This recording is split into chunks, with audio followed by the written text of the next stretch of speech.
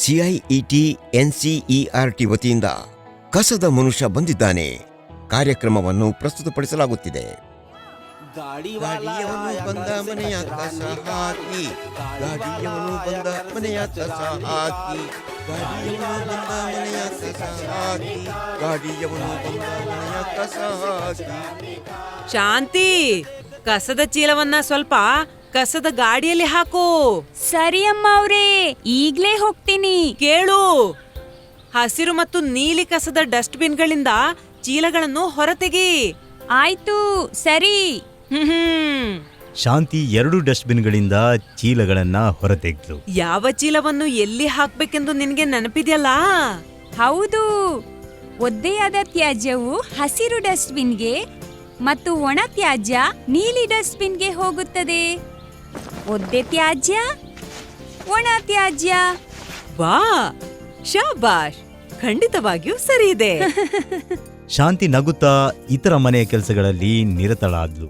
ಇದ್ದಕ್ಕಿದ್ದಂತೆ ಶಾಂತಿಗೆ ತಾನು ಮೊಟ್ಟೆ ಚಿಪ್ಪುಗಳನ್ನು ತಪ್ಪಾದ ಡಸ್ಟ್ಬಿನ್ನಲ್ಲಿ ಹಾಕಿದ್ದೇನೆ ಎಂದು ಯೋಚಿಸಿದಳು. ಅವಳು ಅಮ್ಮ ಅವರನ್ನ ಕೇಳಿದ್ಲು. ಅಮ್ಮ ಅವ್ರೇ, ನಾನು ಮೊಟ್ಟೆಯ ಚಿಪ್ಪುಗಳನ್ನು ಒದ್ದೆ ಕಸದಲ್ಲಿ ಎಸೆದಿದ್ದೆ. ಒಣ ತ್ಯಾಜ್ಯಕ್ಕೆ ಎಸೆಯಬೇಕಾಗಿತ್ತಲ್ಲವೇ? ಅಮ್ಮ ಅವರು ಶಾಂತಿಯ ಕಡೆ ನೋಡಿದರು. ಆಗ ಅವಳು ನಗುತ್ತಾ ಹೇಳಿದ್ಲು, ಇಲ್ಲ, ಮೊಟ್ಟೆಯ ಚಿಪ್ಪುಗಳು ಒದ್ದೆಯಾದ ಕಸದಲ್ಲಿ ಮಾತ್ರ ಹೋಗ್ಬೇಕಾಗಿತ್ತು. ಅಮ್ಮ ಒಂದು ಗುಟ್ಕು ಚಹಾ ತೆಗೆದುಕೊಂಡ್ರು. ಸರಿ ಹೇಳು, ಈ ಮರದ ಟೀ ಕಪ್ ಒಡೆದ್ರೆ ಯಾವ ಕಸದಲ್ಲಿ ಹಾಕ್ತೇವೆ? ಇದನ್ನು ನಾವು ಒಣ ತ್ಯಾಜ್ಯದಲ್ಲಿ ಮಾತ್ರ ಎಸೆಯುತ್ತೇವೆ. ನನ್ಗೆ ಇದು ಚೆನ್ನಾಗಿ ನೆನಪಿದೆ ಅಮ್ಮ ಅವ್ರೇ. ಶಾಬಾಷ್. ಆಗ ಮಧ್ಯಾಹ್ನವಾಗಿತ್ತು. ಮನೆಯ ಕೆಲಸವೆಲ್ಲ ಬಹುತೇಕ ಮುಗ್ದಿತ್ತು. ಆದರೆ ಶಾಂತಿ ಮಾತ್ರ ಎಂತಹ ಗೊಂದಲದಲ್ಲಿದ್ದಾಳೋ ಗೊತ್ತಿಲ್ಲ. ಅಮ್ಮ ಅವ್ರೇ, ಎಲ್ಲಾ ಕಸವನ್ನು ಒಂದೇ ವಾಹನದಲ್ಲಿ ತಗೊಂಡು ಹೋಗುವಾಗ ನಾವು ಏಕೆ ಕಸವನ್ನು ಪ್ರತ್ಯೇಕಿಸುತ್ತೇವೆ? ನಾನು ವಿವರಿಸ್ತೇನೆ. ಹಸಿರು ತೊಟ್ಟಿಗಳಲ್ಲಿ ಹಾಕಲಾದ ಒದ್ದೆಯಾದ ತ್ಯಾಜ್ಯವು ಅಂದ್ರೆ ಹಣ್ಣು ಮತ್ತು ತರಕಾರಿ ಸಿಪ್ಪೆಗಳು, ಮೊಟ್ಟೆಯ ಚಿಪ್ಪುಗಳು, ಹಾಳಾದ ಆಹಾರ ಮುಂತಾದ ಮೂಲತಃ ನೈಸರ್ಗಿಕವಾಗಿ ಭೂಮಿಗೆ ಮತ್ತೆ ಮಿಶ್ರಣವಾಗುವ ತ್ಯಾಜ್ಯವಾಗಿದೆ. ಹಾ, ಸರಿ. ಪರಿಸರಕ್ಕೆ ಹಾನಿಯಾಗದಂತೆ ಗೊಬ್ಬರವಾಗಿ ಪರಿವರ್ತಿಸಬಹುದು. ಮತ್ತೊಂದೆಡೆ ನೀಲಿ ಡಸ್ಟ್ಬಿನ್ನಲ್ಲಿ ಹಾಕಲಾದ ಕಾಗದ, ಗಾಜು, ಪ್ಲಾಸ್ಟಿಕ್, ಲೋಹ, ಆಹಾರ ಪ್ಯಾಕೇಜಿಂಗ್ ವಸ್ತುಗಳು ಇತ್ಯಾದಿ ಒಣ ತ್ಯಾಜ್ಯವನ್ನು ಮರುಬಳಕೆ ಮಾಡಲಾಗುತ್ತದೆ. ಹೌದಾ? ಮರುಬಳಕೆಗಾಗಿ ಒಣ ತ್ಯಾಜ್ಯವನ್ನು ಕಲುಷಿತಗೊಳಿಸಬಾರದು ಎಂಬ ಕಾರಣದಿಂದ ತೇವ ಮತ್ತು ಒಣ ತ್ಯಾಜ್ಯವನ್ನು ಪ್ರತ್ಯೇಕಿಸುವುದು ಮುಖ್ಯವಾಗಿದೆ. ಆದ್ದರಿಂದ ತ್ಯಾಜ್ಯವನ್ನು ಸರಿಯಾಗಿ ನಿರ್ವಹಿಸಲು ನಾವು ಅದನ್ನು ವಿವಿಧ ಕಸದ ತೊಟ್ಟಿಗಳಲ್ಲಿ ಹಾಕ್ತೇವೆ. ಹೌದಾ?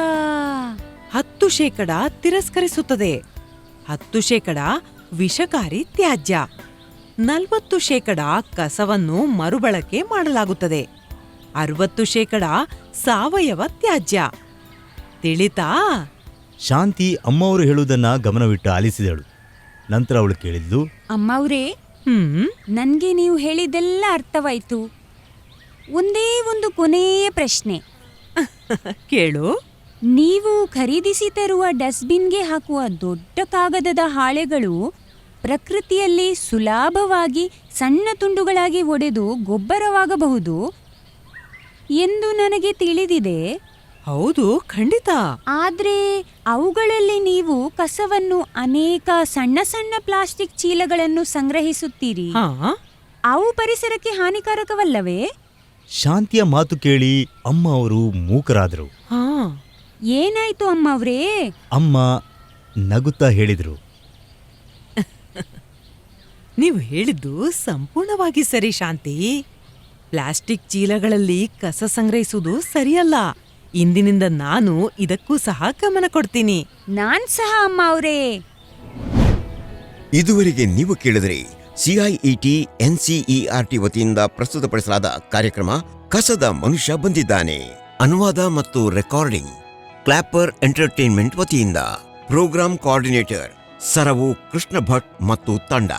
Academic support Yachana Gupta.